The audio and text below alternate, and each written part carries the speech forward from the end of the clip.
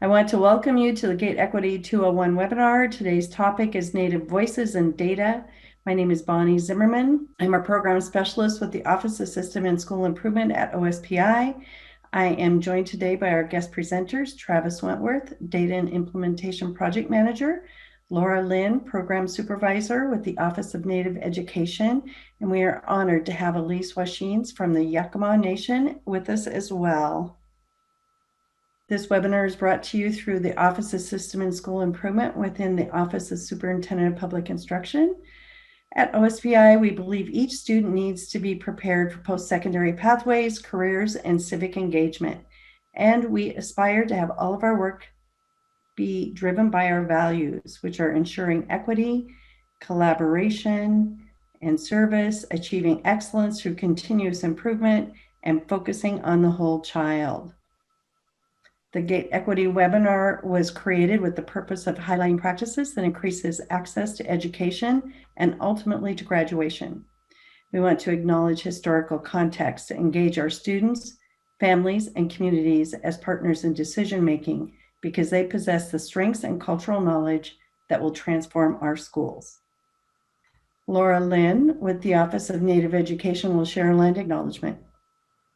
Good afternoon, everyone. It's really an honor to be here. My name is Dr. Laura Lynn. I'm the daughter of Grace Elizabeth Cusick and Kenneth Lee Rohr. My mother's mother is Doris Alva King. My grandfather is Walter Raymond Cusick. And my grandmother on my father's side is Laura Anna Mae Saida. And my grandfather is Emmett Adolph Rohr.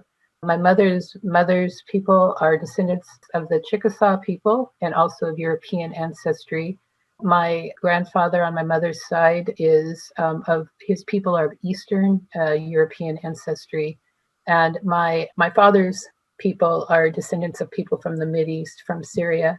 I'm honored to be joining you all from the ancestral lands of the Puyallup tribe, and just want to begin our time together acknowledging that wherever we're coming from and joining here today, we're coming from ancestral lands of tribal peoples.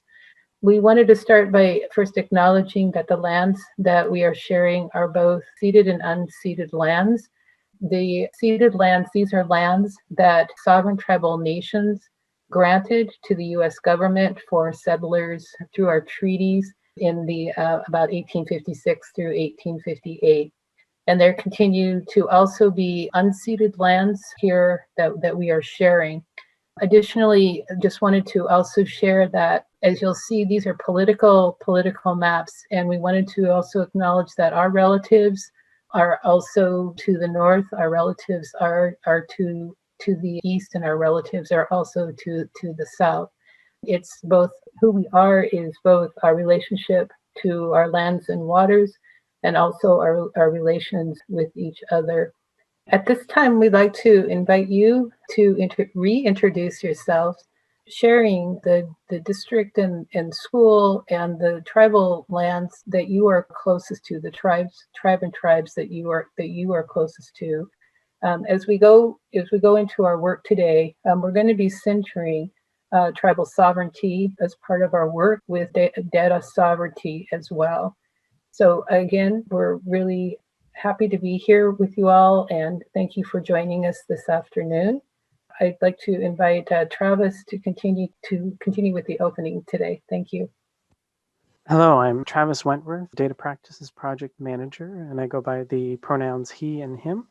And I'm calling to you from the traditional lands of the Squaxin Island tribe. As we transition from honoring the people and lands native to America, we also want to acknowledge the pain and trauma resulting from 400 years of systemic racism within the United States against people of the African diaspora. We stand with our communities of color during these unprecedented times of civil unrest, especially those who identify as and/or are categorized as Black and/or African American. We will continue to center our work in leading with racial equity. We want to offer a moment of silence. Afterwards, we'll honor the space for people from communities of color to respond to this acknowledgement first, and then we invite allies and others to communicate their comments after. So we'll begin with a moment of silence.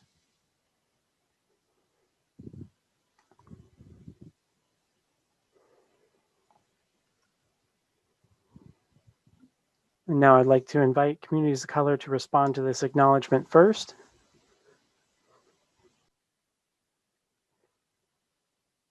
And I'd like to open it up for anyone who would like to share at this time. As we engage in our content today, we would like to invite accountability and partnership as we learn in this space together. Lean into this conversation and uncomfortability as we engage in our dialogue today. Thank you. Our objectives for today's webinar are to define tribal sovereignty and educational data sovereignty, highlight foundational understandings to ensure accurate American Indian and Alaska Native visibility within our education system, connect key principles of tribal sovereignty and data sovereignty within your practice. I'm going to turn this over to Travis Wentworth, where he can properly introduce our guests. Thank you, Travis. Thank you.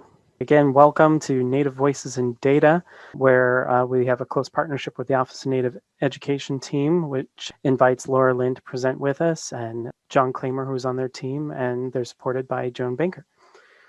And Travis, also, I'd like to also acknowledge that we have a new member to the Office of Native Education team.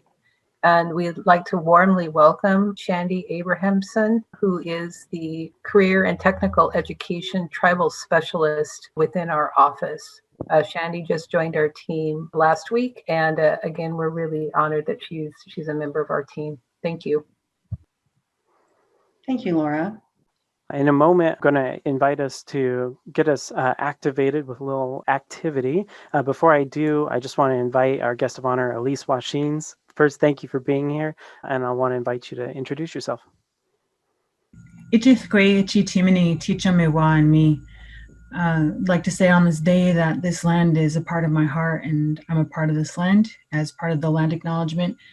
My name is Elese Washines, and Washnaj Yakama Nation ku Chamilpa. I am from the Yakama Nation, and specifically the Chamilpa, or the Rock Creek Band.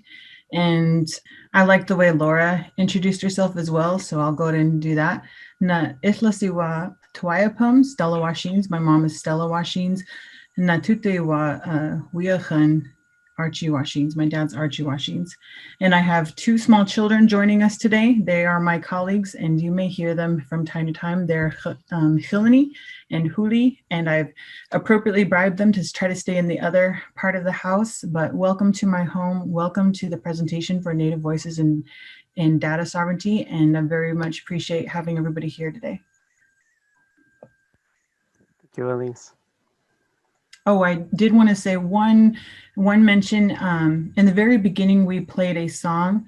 It was a counting song that was composed and sung by Jefferson Green, and he shares it on the Warm Springs radio. And that counting song I just felt was very appropriate for today's talk about data and numbers. Thank you. So real quick, to get us started, I'd like to invite you to make an observation based on the image you see on this slide. And through your observation, what story is the image telling? What's one observation you see in this image? And then what story is this image telling? The responses are coming in quite quickly, so thank you for that. I'm seeing engagement, looking over data, leaning in, collaborative interest, data-driven collaboration, sharing data, engaged. I'm seeing over and over again. Elese, I'd like to invite you to share the story of this image. Yeah, so Yakama Nation is currently engaged in consultation with 5 school districts in and around the Yakama Reservation. There's 65 school districts in and around the reservation, but we're engaged in formal consultation with 5 of those. And from those different discussions and consultation between tribal council and district leaders, we identified attendance as one of our key cornerstones for building our partnership, collaboration, and ongoing efforts to improve the success of our Native students and Native learners across the reservation and beyond. when we're looking at that, we said we needed to bring everybody together. It can't just be one district and one in our tribal council, our tribal leaders, but it needed to be everybody, all the stakeholders involved, really supporting, like the stakeholders talking from the district side, the families of the students, and then the tribal leadership side as well. What you're seeing is the Knock-Knee Attendance Summit, organized by Mount Adams School District. And so I want to give accolades and appreciation to Mount Adams School District, which brought together various stakeholders from not just the 5 consultation districts, but all the districts around Yakama Nation. It brought together, here you see Chairman Delano Saluskin, who's now the chairman of the tribe. At the time of this picture, he was the chairman of the Yakama Nation Tribal Council Education Committee. And you see our now retired superintendent for Yakama Nation Tribal School, Frank Mespley. And you see some of the district leaders looking over at the data, because I'm not sure if we get a whole lot of chances or opportunities to look at and understand not just our own district data for attendance, but other people's district data for attendance, and what that means and what kind of conversation that entails when we're talking about attendance for Native students across the entire community. I felt like this is a very, very powerful kind of attendance summit. I think I believe it was one of the first of its kind between an organized tribe and multiple districts to take place. Thank you, Elise. I would invite Laura and Elise to comment on tribal sovereignty. Oh, thank you, Travis. You know, as Elise has shared some of the story of the first picture that was shared, we want to begin with our time together by centering tribal sovereignty. That the work of data, the work of educating our American Indian Alaska Native learners must be centered from within our understandings of tribal sovereignty. We're offering this definition, and again, it's an entryway into understanding of a very complex, not only political, but it's also a historical, and there are relational implications to this work. So just highlighting that tribal sovereignty, again, is the inherent right of tribal nations to self-govern and ensure the well-being of their citizens, lands, and resources.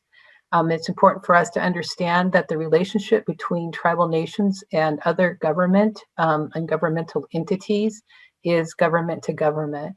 And how we enter into these relationships is through tribal consultation. And again, the activator that Elise has shared is an example of a foundational work that's a part of the tribal consultation opportunities. And then we also acknowledge that the identity and the historical and legal rights of American Indian and Alaska Native learners are as citizens and descendants of sovereign tribal nations, as to socially constructed designations of race or ethnicity. There's going to be a tension that we're going to ask you to balance with this final sentence as we again go into our discussions around data.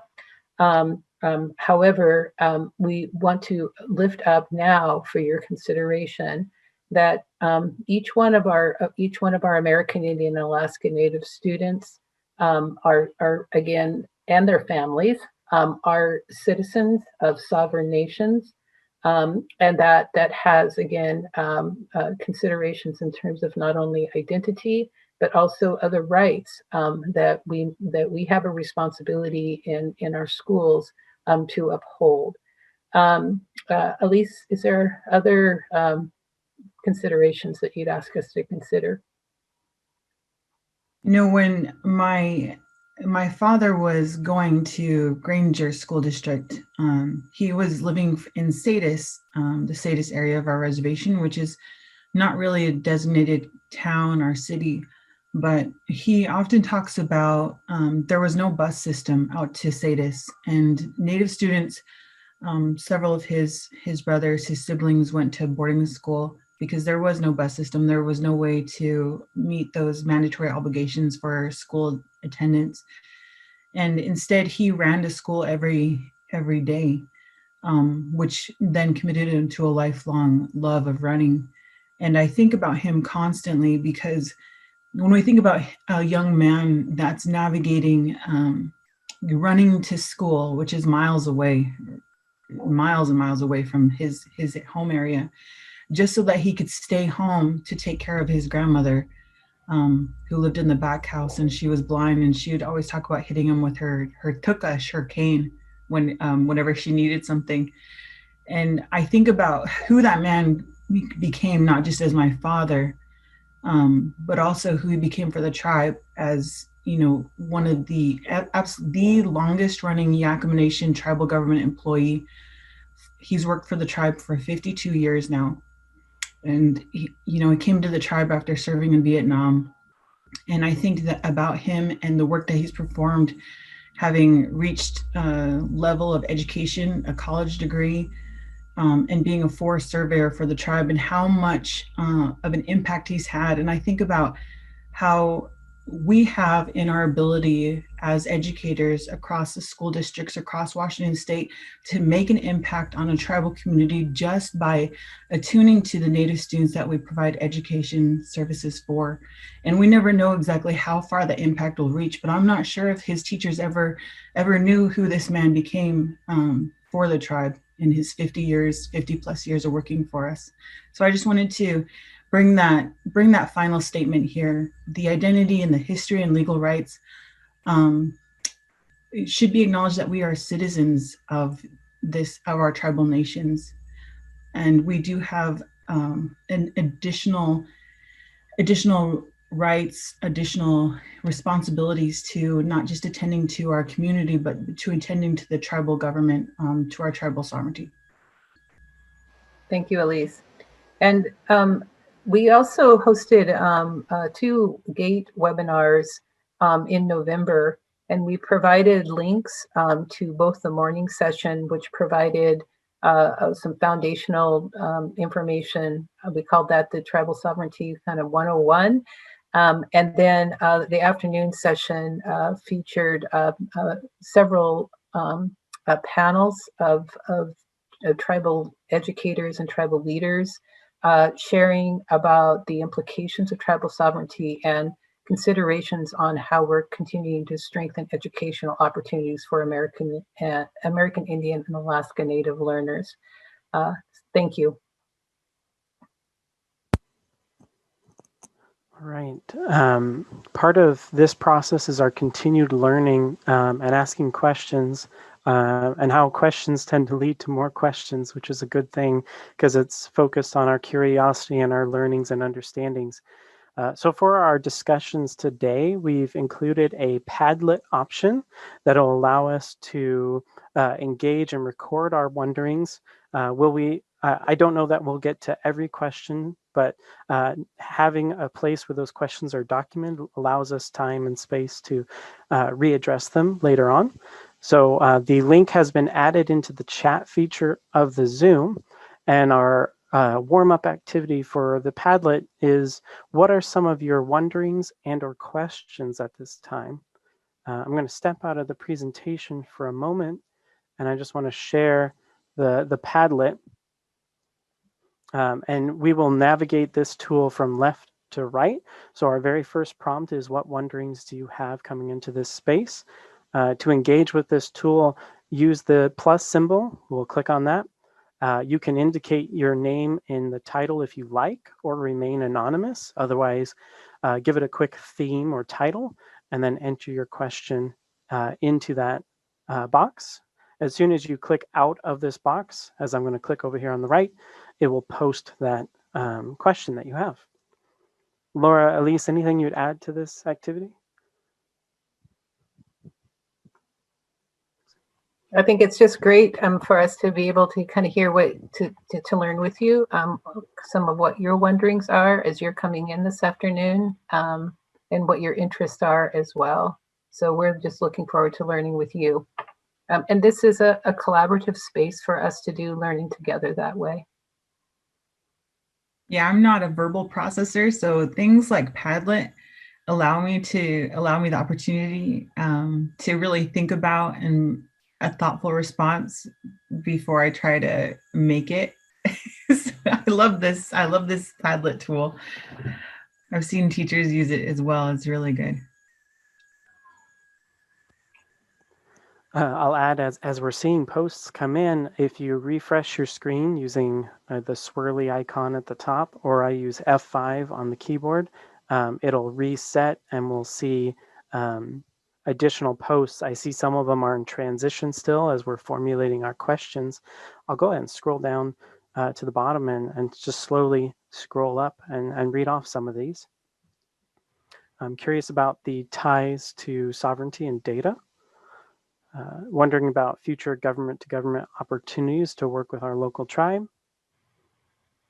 How to teach more information to my students that is relevant to them.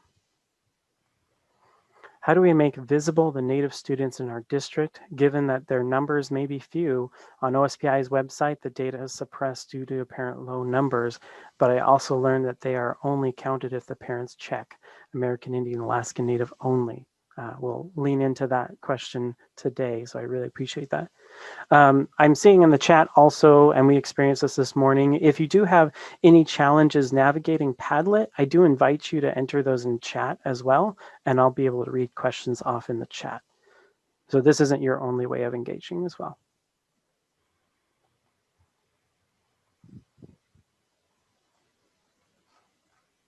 Alrighty, with that, this will remain open. In fact, I've said this in the morning session as well. I'll leave this Padlet open for the remainder of the month of December. So you can always come back here and see the wonderings that have been posted and engage with those. For our presentation, I'll go ahead and continue. Yeah, I just want to add one more thing here. I did see something on our Padlet that popped up. Alternative pathways for school success for Native students that incorporate elements of respect for culture, language, and tribal identity. It just made me think about a conversation I was having with a collaboration of folks along the river, along the Columbia River. And they're talking about what kinds of opportunities or pathways do we have to support our students in pursuing occupations in fisheries and degrees in fisheries. And so we really opened that up. And I love that Shandy is now working with the Office of the Native Education, because I feel like it is a key pivotal time to start working out these pathways for alternative pathways for school success for Native students that incorporate our cornerstones of our culture, language.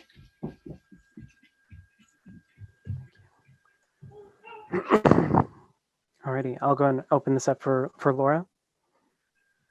So, and I saw this too in the in some of your initial wonderings in terms of understanding in terms of our data processes within our schools, our districts, and at the state level. And I'd say also that this also informs federal and is impacted really heavily by federal policy as well.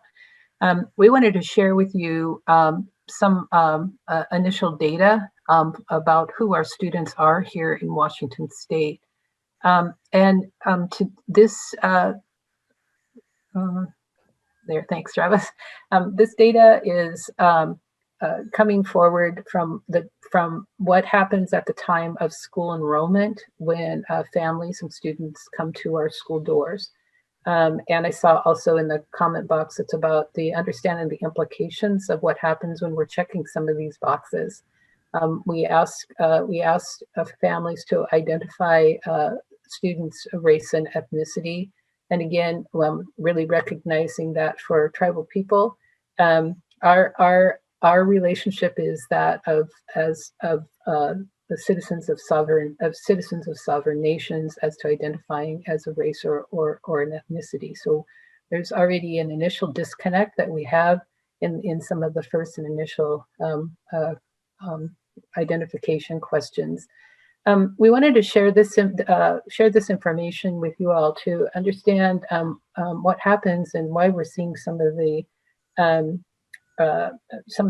baseline data inaccuracies as it relates to understanding the experience of American Indian Alaska Native learners in our system.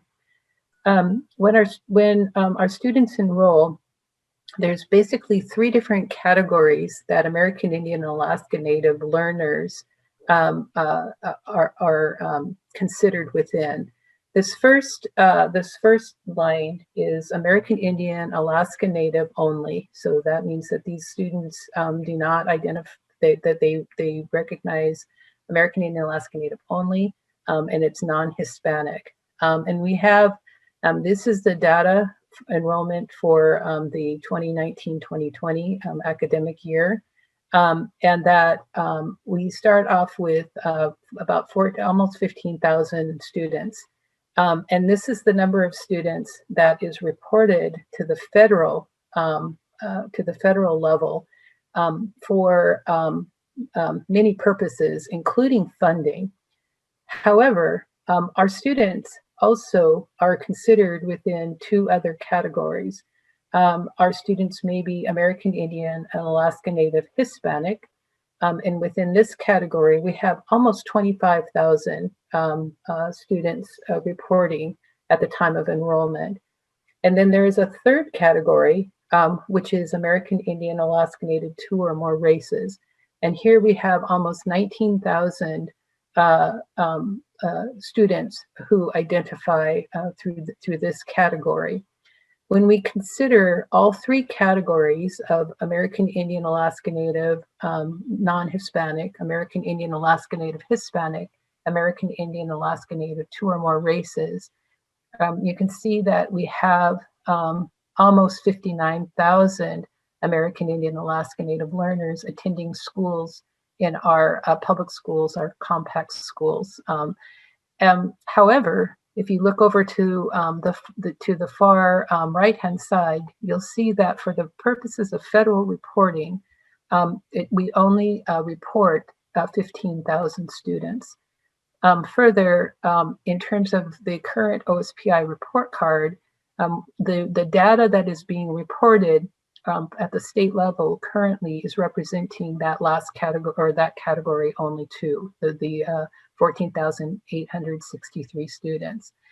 So ask you to consider for a minute some of the implications and the impacts that has as it comes to understanding the experiences of our students and families within our schools. And also, what are the implications and the impacts as it relates to the decision making that we are making? Also wanted to highlight that as you're doing your data work, to encourage you to again seek out to understand all three categories and to include all three categories in any collecting and analysis work that you would do.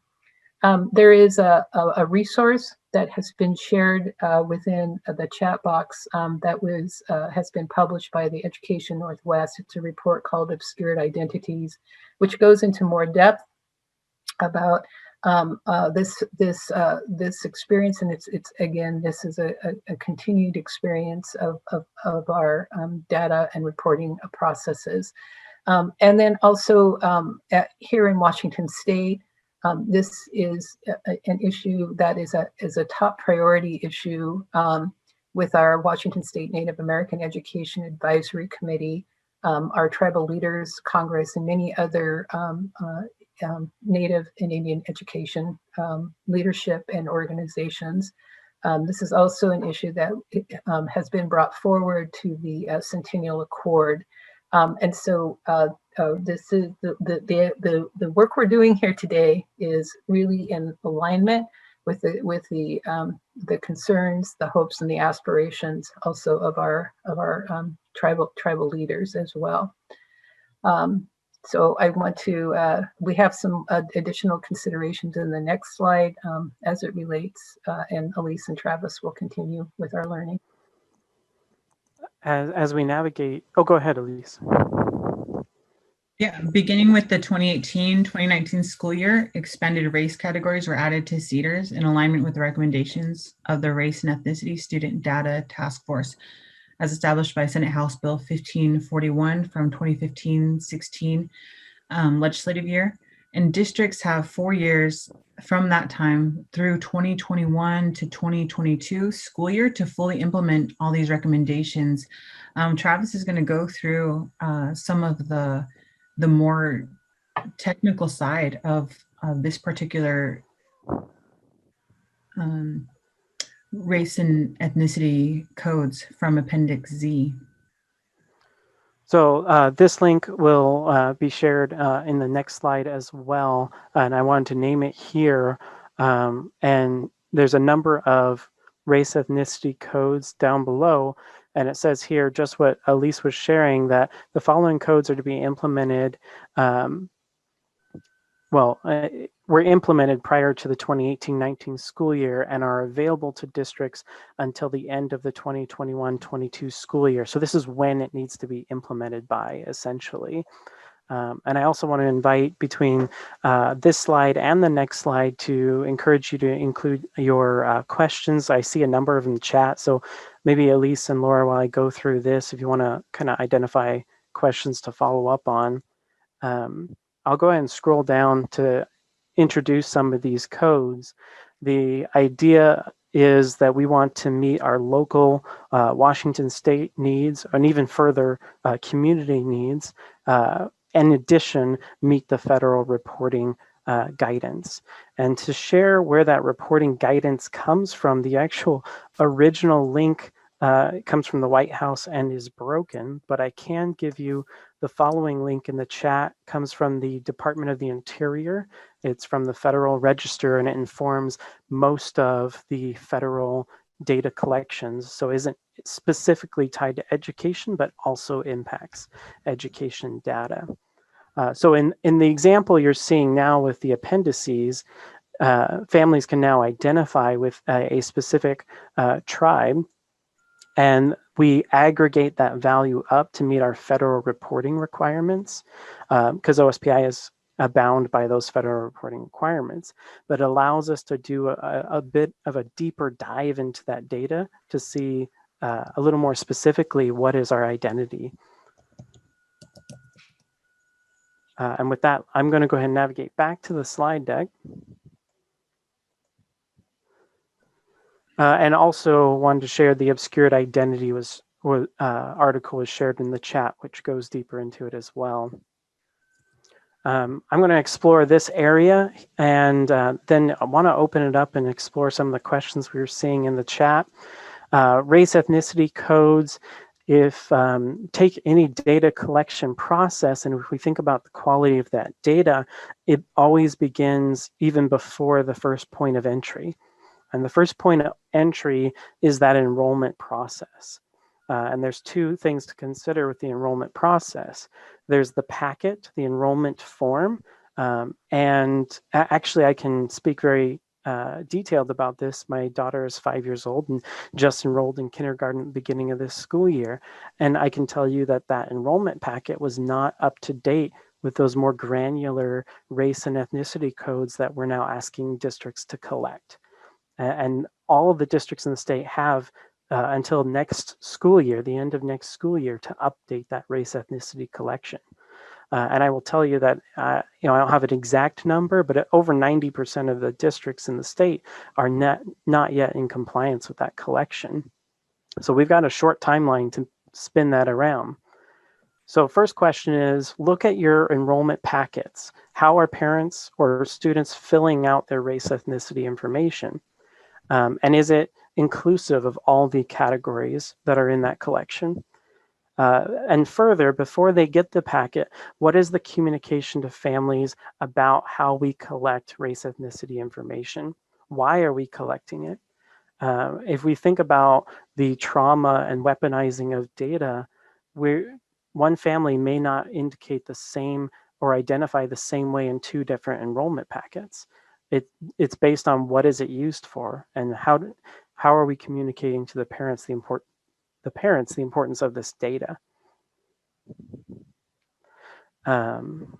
Further, as we dive into another category, we need to consider the district policy. What does district policy say about how we collect this information? Is it up-to-date policy? If we were to look at the additional categories, are they represented? And how does that policy inform how we collect that data? I'll share a specific example when I get to business practice. Technology is a big one.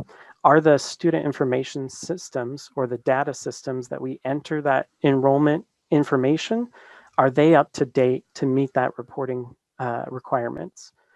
In some cases, they're not, and we need the pushback to vendors. We can't let vendors guide our entry process. We have to guide the vendors on how we enter our data. So pushing back on vendors and saying, hey, we need to meet this reporting requirement, and we are not able to do so given the current technology. So that is another consideration. Business practice. Business practice implies the interpretation of policy and putting it into practice. And as an example, I can name a specific district that I have been aware of, that when a student indicates they're Hispanic or Latinx, but do not select a federal race, the district practice is to auto-populate them as American Indian Alaskan Native. And we have other practices that are opposite of that. And this goes back to that collection policy, which states that if a family or student does not state their race, ethnicity, the registrar or whoever's filling in that data can use their best judgment to determine the race and ethnicity of the student. Now, if that doesn't open up to bias, that's a bigger thing that we have to unpack. So now, what does your district do? What is your business practice when that happens? I would consider these areas, but start with that communication process. How do we communicate to parents the importance of this data? Okay, full stop. Laura, Elise, I wanted to open up to some of the questions in the chat, and what would you add? The chat's on fire. That's what I think. Just speaking the caffeine-induced version of me speaking out loud. What I need to add here is that when it comes to tribal enrollment, I think that there's a force that's going through our communities, our tribal communities, that talks about citizenship and talks about tribal sovereignty and enrollment in terms of citizenship, that all governments have the right to determine who is a citizen of that government. I think they're fighting over a Crustable in there, excuse me. And when we're looking at citizenship, I do want to say that it's very unique to each tribe how they determine their citizenship. I'm to pause because she's coming closer. Okay. Thank you, Elise. And I just appreciate too that we're all living within our real time, and the work that we do with our families comes first. So appreciate that. I would just add that first of all, this is a space that we didn't kind of discuss some guiding agreements to kind of hold this space together. But I'm going to ask that we lean into one of the guiding agreement, maybe that there's complexity within this. So I'm going to ask that you expect and please accept that we are not going to come to closure with all of your questions. It may seem and appear to be that these are technical questions, and some of them actually are. But again, we have to always understand the historical context. We have to understand the legal context, and we have to understand the government to government context. And so with any one question, there can be multiple responses kind of in terms of it depends. So as Elise was sharing that first as centering of tribal sovereignty, that is actually an inherent right of a sovereign nation to determine who its citizens are. And then from there, when it comes to coming to our school doors, yes, our enrollment processes are being done from a self-reporting perspective. I've read some of the chat too about the showing of proof of citizenship, and then some of the understanding or tribal citizenship, and some of the understandings of the historical context of that. First of all, is it appropriate for that ask, for the state to make that ask? Understanding the experiences and the responsibility that the state actually has in relation to experiences of the boarding schools and other educational experiences that have been, frankly, genocidal with tribal peoples. And then further, for qualification into some programs, so for example, Title VI Indian education programs, because these are federal programs now, that's a supplemental program to provide supplemental supports for American Indian Alaska Native students who are either enrolled citizens or descendants who have a grandparent or a parent who is an enrolled citizen to meet their unique cultural and academic needs. For enrollment for that program, again, it's a federal program that is not the state. The state does not have a role in that particular program. It's an agreement between the U.S. Department of Education and your local district. That students and their families are asked for, consideration to name the tribal nation that the student is, and or their parent or grandparent is enrolled in. For our Johnson O'Malley programs, there is further there is requirements around proof of citizenship that way. And again, these are citizenship proofs. So I think, again, we'll come back and have further discussions around this work. But I just wanted to kind of lean in a little bit about that. So if I'm reading, so if we're looking at supplemental programs, then our district's going to start requiring proof of tribal enrollment. And I thank you, Tony, for leaning in that for those who are qualifying for 506 programs or Johnson O'Malley programs, that is part of that. But that is not, don't want to confuse that with what we're asking what are our students and families to do at the time of general school enrollment. So if we can come back to the general school enrollment, and then the considerations to that, to understanding that we have work to do here to ensure that our families understand the implications of enrollment, to work with our office professionals in terms of with our current practice, if a family doesn't identify, to do some continued support about ensuring that our students are being fully represented, because we know that even with the 61,000, we're still under identifying American Indian and Alaska Native peoples within our school systems.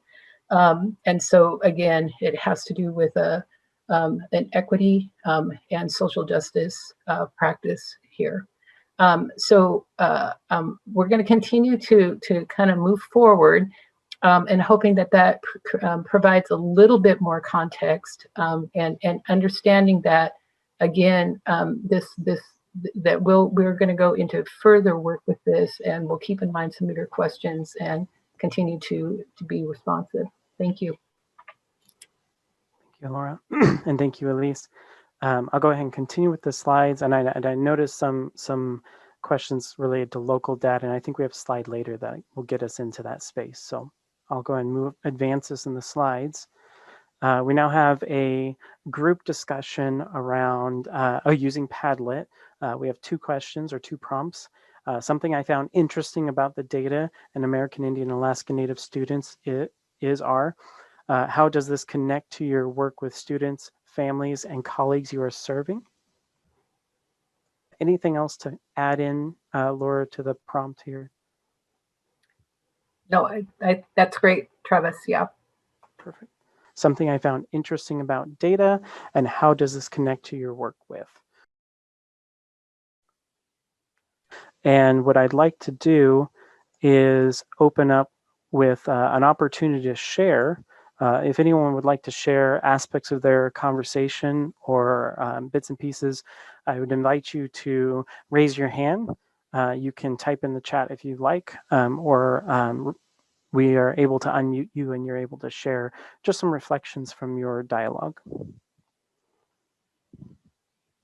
Sure, I guess I can real quick. Yeah, we had interesting conversation, and it's that it is hard to see because, again, that question of who chooses. In some families, even those that really rightly could say, yes, I'm American Indian, I'm Coast Salish or whatever, um, may choose to not identify for different reasons. But our hope in our group was, it's like, oh, hopefully people are not afraid, because we do want to see the differences of cultures, or how we can best support these students. And that's the hope in this work. And seems like there's understanding this is very complex, but our hope is that if that's important to a student or a family, we want to make sure that we acknowledge that and we help support the student as best we can. Thank you. We're going to have another opportunity to lean in and again, always have access to that Padlet. And before I transition, anything Laura or Elise you wanted to comment on?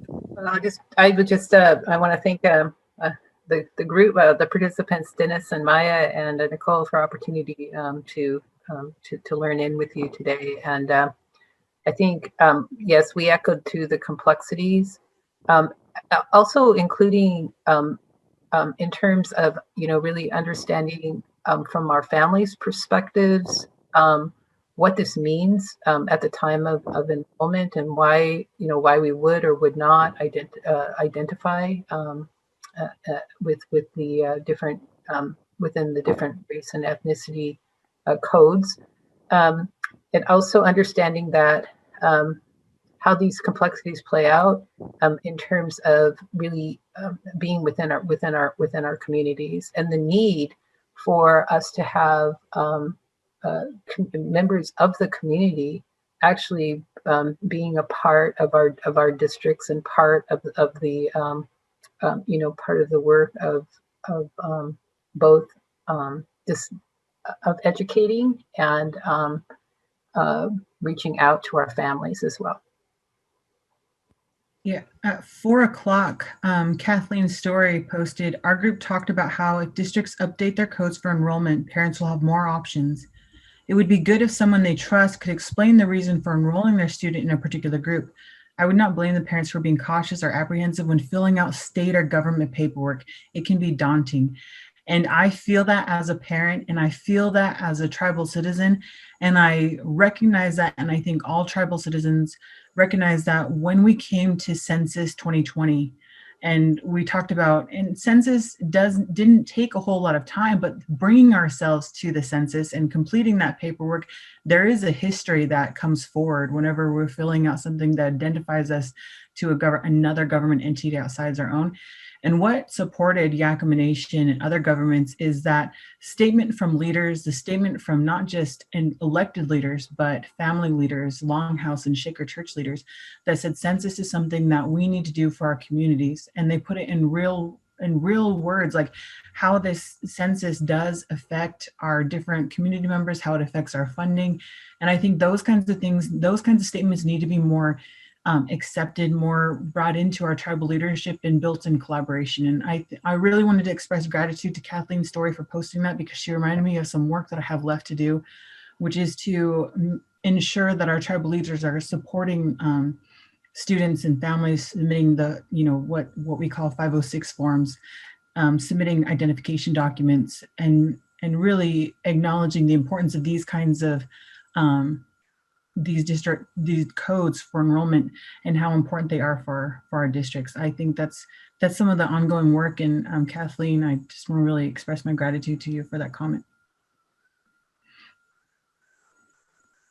Thank you. I want to go through a few concepts, and this slide in particular has sort of 3 stories it tells. This is actually one of the first slides I had made when I started at waOSPI. with some changes over time as we continue to learn. And I hope this speaks a little bit to that local data perspective as well. This is what I call zoom in, zoom out. And it shows the relationship between state and local data. And further, we want to unpack who does the data belong to. Now, if we start with the telescope and we use this to represent the report card, the Washington State report card, which uses that federal category. Oh, I'm hearing that I can speak a little louder. Sometimes I have that subconscious, my daughter's in the other room and want to talk quiet. So keep me posted on the volume and we'll go forward. So the telescope represents that state report card data, and it's our way of seeing far away places. If you think about a telescope, seeing worlds that are far away.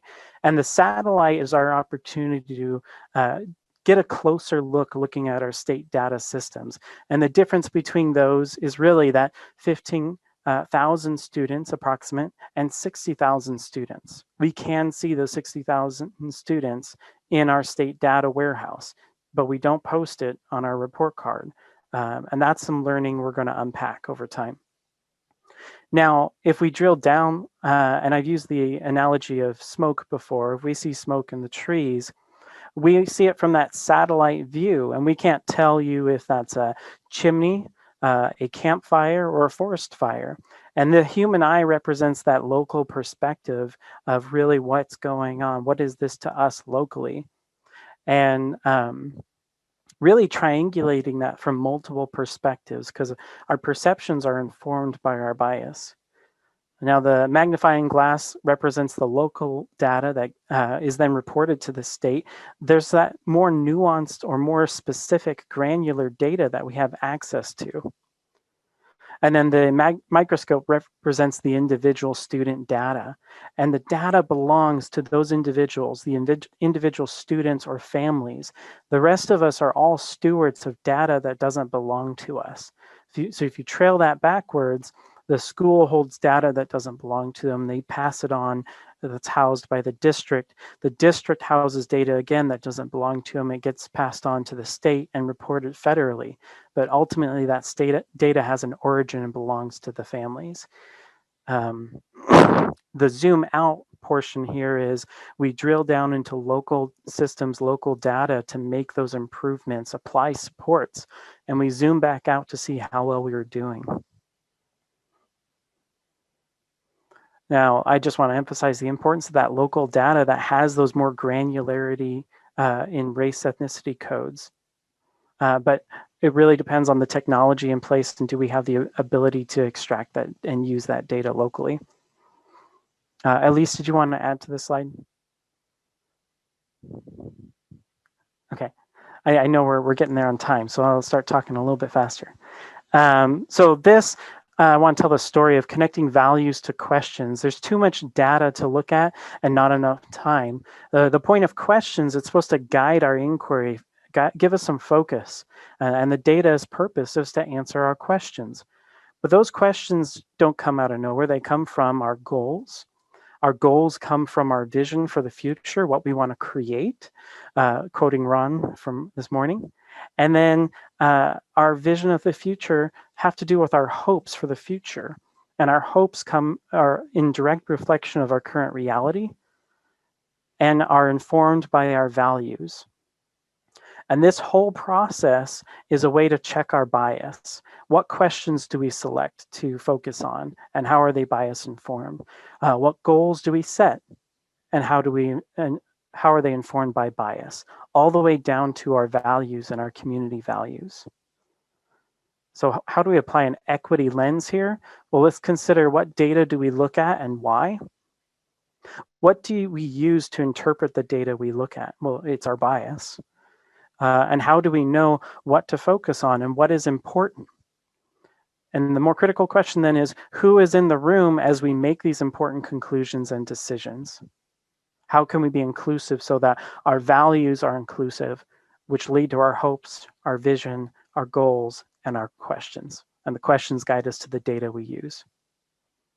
Alrighty, I want to zip through this here. Data is a tool for equity when we begin with inclusion. Who are we inviting to the conversation? Who are we listening to? Who are we seeking understanding with and exploring those systemic causes?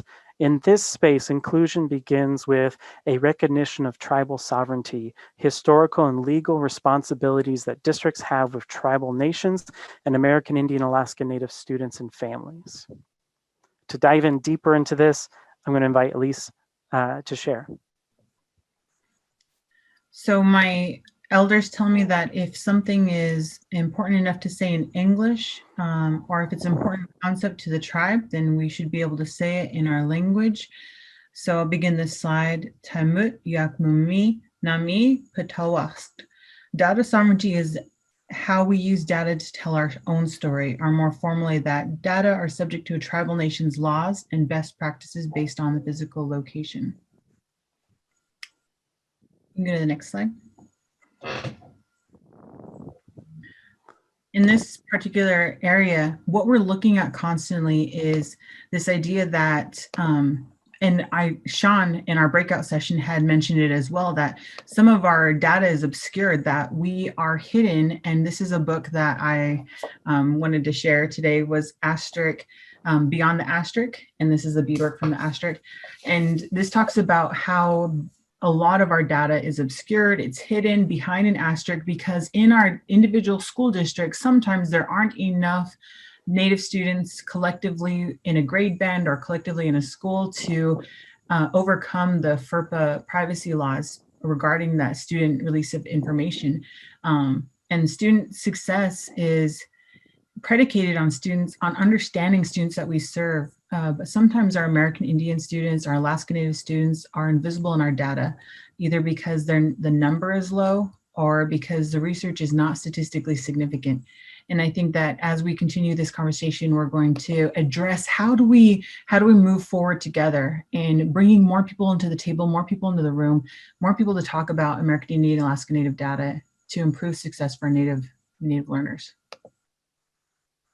Next slide. So I just want to do a shout out. I don't know if anybody from WAPTO School Board is here, but if you are here, then congratulations for WAPTO School Board. You are the School Board of the Year for middle level school boards. I think there's a really specific long title for it, but I wanted to give a shout out to my local school board here, one of the many that we are in consultation with for Yakama Nation. And here is the Indian policies and procedures. Mostly everybody that works with Indian policies and procedures call them IPPs. We love our acronyms in education. And in this particular Indian policies and procedures, we have a procedure 3 that talks about data sharing. And it talks about how WAPTO School District will evaluate from our district records the ratio of Indian kids compared to other kids that are participating not just in curricular activities, but also co-curricular activities. For example, ASB. So compared to the percentage of American Indian students that are in WAPTO School District, how many of them, what percentage of them are represented on student leadership across the different schools? And I think that that has brought up interesting points for both parents, tribal leaders, and district leaders about the co-curricular involvement of American Indian students in our ASB at WAPTO School District. Just wanted to give a concrete example out there. Next slide. So, and Elese, thank you for sharing about the work of WAPTO School District and the connections that's making in terms of supporting our students, and again, providing opportunities that might not otherwise have been identified. And we all have an opportunity coming up. The last legislative session, there was a Senate Bill 6263 that was passed that required that the Washington School Board Directors Association, in collaboration with waOSPI, the Office of Native Education, the Tribal Leaders Congress on Education, and the Washington State Native American Education Advisory Committee develop model data sharing agreements between tribes and school districts. And that work is well underway, and it will be ready on January 1st of 2021. And again, the next step will be for this model honors the requirements of FERPA. Also, it honors the responsibility districts have to be engaging in tribal consultation with the tribe or tribes that are nearest to the district.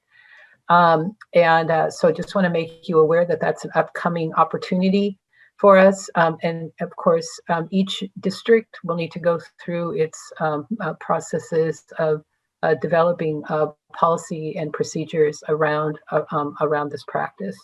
But it's intended to provide pathways forward for us to deepen our relationships, and then to also provide strong supports and collaboration and relationship with tribal nations for our American Indian Alaska Native learners. Thank you.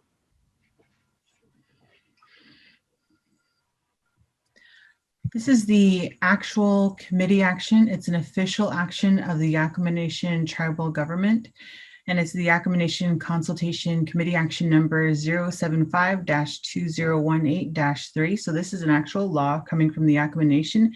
And again, anything, and I'm taking this to heart, anything that my elders said, that if it's important enough to our people, then we should be able to talk about it, and talk about it in our own language first before we talk about it in English language. So Taimut Yakmumi Inami Patawask Data Sovereignty, or excuse me, this one is Pamatamatut Tihuatani Tishik. So this is establishing meaningful tribal consultation.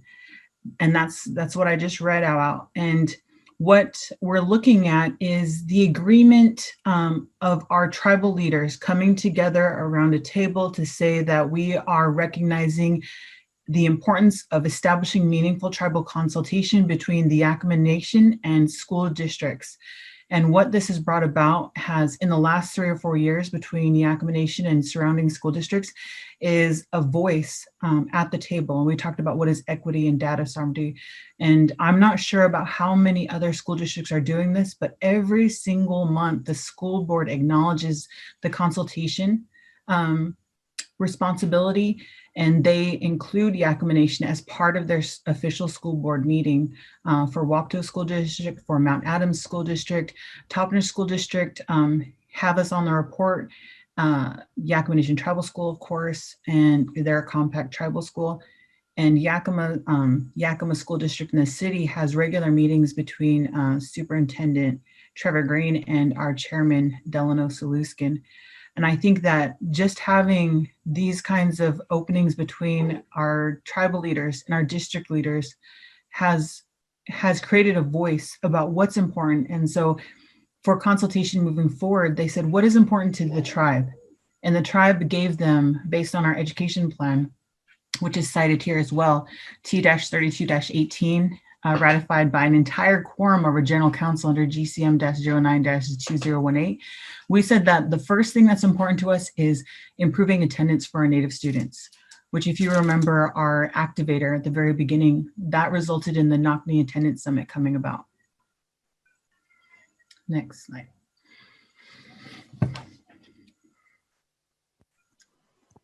So when we're looking at transitions, the other thing that we looked at as a tribe are, how do we track our student success as they do these pivotal transitions? And one of these transitions for us, for Yakama Nation, for other tribes, is the moment that they leave a tribally controlled kind of education system and move into a public education system. In this case, we have 2 Head Starts for Yakama Nation. Most of our students, including my kids, go to these Head Starts, and then on kindergarten, then they become enrolled in public schools. And we wanted to see, as a tribe, what's going on between Yakama Nation Head Start, where almost all of our pre-K students attend Yakama Nation Head Start at one of the 2 sites, moving into a public school system at one of the 5 school districts that we're in consultation with. There's also other transitions, like the 8th grade to 9th grade transition, that we decided was very important for us to focus on as a tribe. How are students moving and navigating from 8th grade to 9th grade? And so when we're looking at these next, we are going to discuss and look at how to do this using the public report card. Travis, do you want to talk about that? Yeah, absolutely. and feel free to help me out, but I'll just land here with I'm on the public report card, and I'm dropping that link into the chat real quick, so you'll be able to access the report card. And you can do this for a specific district or the entire Washington state data. And I'm going to begin with Mount Adams School District. Yeah. And this is all public information. And I did tell them that we were gonna do this today too. I said Mount Adams and WAPTO, we're gonna look at your data specifically. And as a tribal entity, our general council, our entire general council receives a report on the actual transition from Head Start and readiness for kindergarten.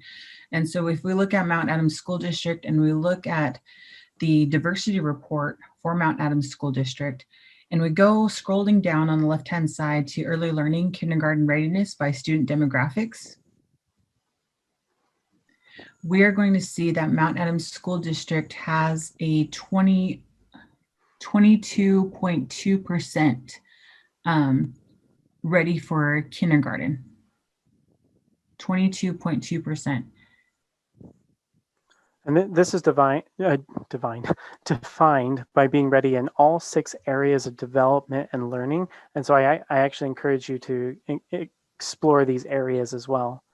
Elise, you want me to go to the next district? Yeah.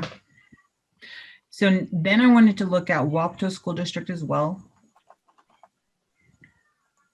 And I know I have some WAPTO friends up on this presentation as well. And again, I'm going to go to the diversity report, scroll down to early learning, kindergarten readiness by student demographics.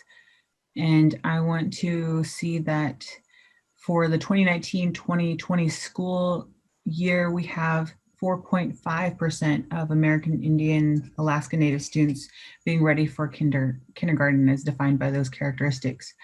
The other important thing for me as somebody who intakes data, educational data, is to look at the overall state demographics for readiness for kindergarten. And so if we scroll back up, so these are particular to my local school districts, and I wanted to compare this to what's going on statewide for American Indians, Alaska Natives being ready for kindergarten. And this goes into reasonableness and expectations.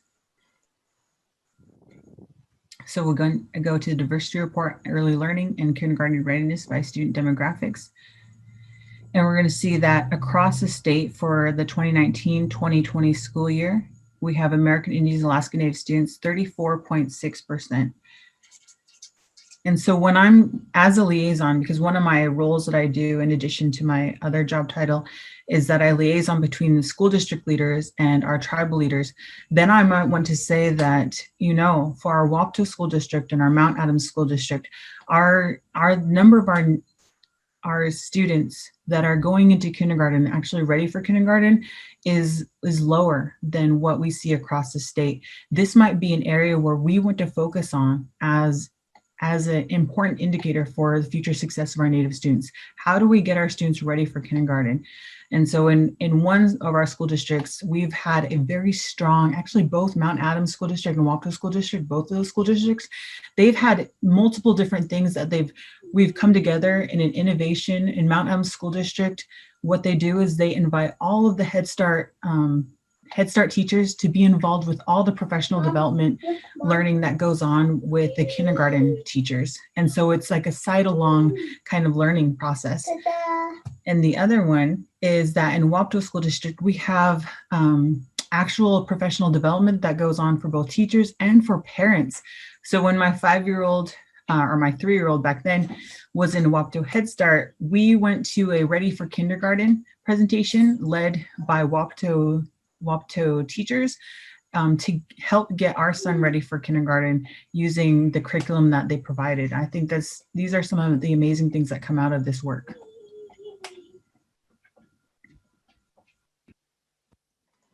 Here we go. So we're going to skip this prompt for in interest of time, and I want to leave us on Native Voices in Data, Tips for Educators. And Laura, is this you leading us off, or? Yes, I think so. Are we doing that right, Elise? Just want to make sure. Yeah, good. Okay. So here are some tips that we wanted to share with you, and then and I'm wondering, Travis, if we could drop the Padlet, maybe ask participants to kind of share um, like what they're seeing their next steps after we do after we share some of our tips. How would that be? That sounds great. Okay. So first, we wanted just to suggest that really continue to review and adjust your enrollment processes with the considerations that we were talking today about. How do we engage members within our community to connect with our families in a good way, and to ensure that our American Indian and Alaska Native students are being identified. And Elise, did you want to share the next suggestion? Yes. So for Native Voices and data tips for educators, disaggregate and analyze your district and school data using all categories of American Indian and Alaska Native students. And again, being really mindful that our processes tend to make our students and their experiences invisible.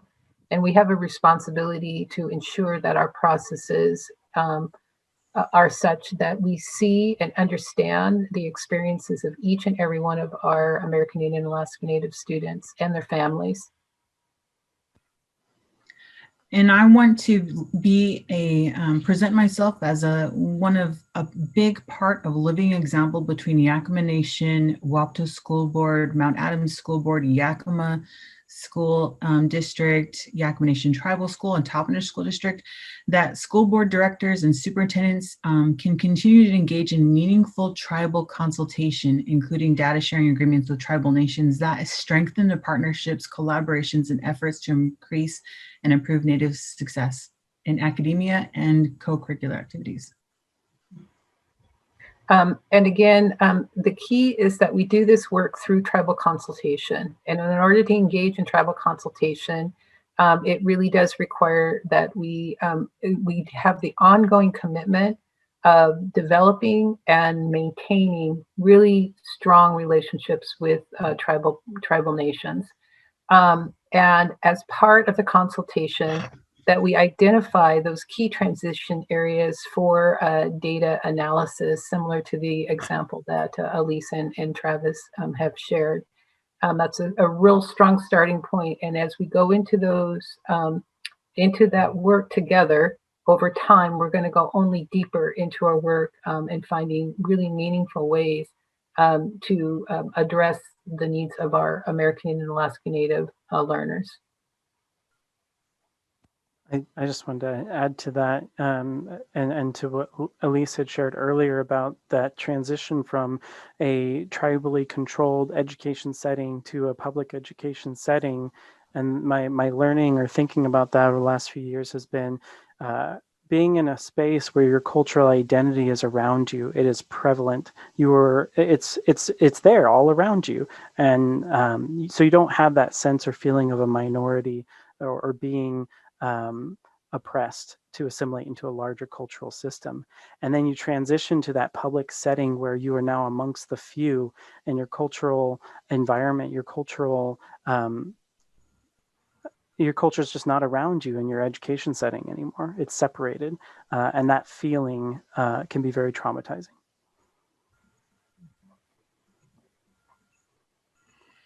Alrighty, and with that, I added the Padlet into the chat and just want to invite you to respond to. Let me actually bring it over just to share what the last two prompts are. And we will be reviewing these because this is great learning for us of where do we continue this conversation. What impact did this presentation have on you and your practice? And what more do you want to learn as we're all learning in this space together? And then I'll invite Bonnie, if you want to end us on the presentation. Sure. Thank you, Travis, Laura, Elise. This was awesome. I know it's getting late, and we know that you also have questions for our guests, so we're going to try and wrap this up pretty good. I'm going to launch the evaluation poll so that those of you that are here can give us your feedback. We appreciate your feedback. We are also in a continuous cycle of improvement. So if you can be truthful and answer this for us, we're always appreciative. And I think, Travis, if you continue to the next slide. Yeah, so now we have time for Q&A. If you have questions, I think that Laura had indicated that maybe we'd use the Padlet to answer some of the questions that were in there. I know there are some in the chat. So let's see what we can do. If you have questions, if you want to raise your hand or if you want to unmute yourself and ask the question, or if you want to type it in the chat, we'll be monitoring that. And Bonnie, as we're transitioning, I'd just like to express my gratitude to each of our participants for joining us this afternoon and for doing this really, really good work together. Also, my deep gratitude to Elese Washines and Travis Wentworth for your really good work, and to Bonnie and Kathy and Ronnie, who have provided the technical support for us to do this. So raising my hands to all of you and to each of you. Thank you. Thank you, Laura. We're honored that you're here with us. As the questions are coming in, Laura, if you want to help me cover some of the resources included in here. I believe over here, what is tribal sovereignty? That's a link to the webinar from last month. Right. Yeah, so the tribal sovereignty, these are some additional, in addition to the webinars, the GATE webinars, these are some additional resources to strengthen our understanding, including the Since Time Immemorial Tribal Sovereignty curriculum. And then Travis, do you want to speak to the waOSPI resource? Yeah. The CEDARS data manual, page 66, we referenced it there. That's the appendix or appendices document with all of the state reporting codes, including the race and ethnicity codes. So I saw a comment in the chat from Kathleen Story about checking in with her district to see are we implementing these codes? Is this granularity available to our families? So you can reference those there. And then, yeah. For the Senate Bill 6263, if you wanted some more information about the model data sharing, that link is available. And as Laura shared in the presentation, we will know more in January about that. And the model data or the model data sharing agreement will be shared through the Washington State School Board Directors Association website. We will link to that through the Office of Native Education as well. And then we have, again, we shared a couple of resources for your continued learning, the Obscured Identities report from the Education Northwest, and Elese shared that really important work Beyond the Asterisk, Understanding Native Students in Higher Education. There it is! So, yes. So we hope that also helps to continue to strengthen your continued inquiry as well. And Bonnie, did you want to speak to next month? So yes, next month our topic is relationships. Let me get to next month's slide. The 101 is Teamwork Makes the Dream Work, Maximizing Roles and Relationships to Serve Students, Building Hope through Social Emotional Learning, and Motivational Interviewing will be our afternoon session. We hope you can join us. If you need to register for your own link, if you're borrowing a link, we're happy to have you do that. There's still plenty of room. The GATE Equity webinar webpage has a button that you can push to register for both webinars. Thank you, Travis, for reminding me. No worries. I'll leave it on the contact us, and then I do see we have a couple of questions in the chat. Kathleen writes, I have a question about treaties. I always thought that they are a point of contention because it always seems seems like a broken promise, but I don't know how American Indian, Native American people view treaties, and I imagine it would depend on the situation, but I really don't know.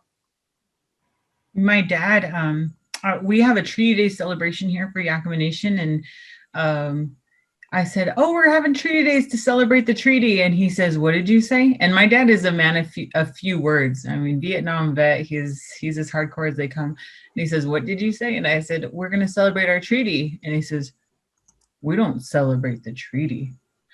So, what do you mean we don't celebrate the treaty? It's called Treaty Days. It's called a Treaty Day celebration. And he's all, we do a Treaty Day commemoration to remember this time, and we are celebrating the treaty took away rights. We're celebrating all the rights we retained when we signed that treaty, because any rights that are not explicitly taken away in that treaty are retained by the tribe. And so we do have a Treaty Day commemoration. I would say that coming from an elder in our tribe, the teachings that were taught to him by people who lived during the treaty signing time, I would say that is one of the orientations that I would share today towards the treaty. Thank you, Elese, for sharing your story and your family story and your nation's story. Yeah. And I would the only thing I could offer to that too is we have responsibility. We have a responsibility to know treaties and to honor the treaties. What hasn't happened is that we have not fully honored the rights that have been retained within treaties. And so that is our responsibility to do the learning. That's part of the intention of the Since Time Immemorial curriculum, is so that every student and every learner in Washington State has opportunity to do that learning and to have that understanding about what those responsibilities are, both in our time and for generations to come, to honor these agreements. Keep our promises. Before we sign off, I do want to acknowledge Megan Holmgren, who was also part of our support team today. She's really good about putting links in the chat and being on top of anything that we need. We can email her, instant message her, and she's on top of it. And so we really appreciate Megan when she's here to help us too. Well, we want to thank all of you for being here. It was a great webinar again. We really enjoy partnering with our people from the Office of Native Ed. They're awesome, easy to work with, wonderful people.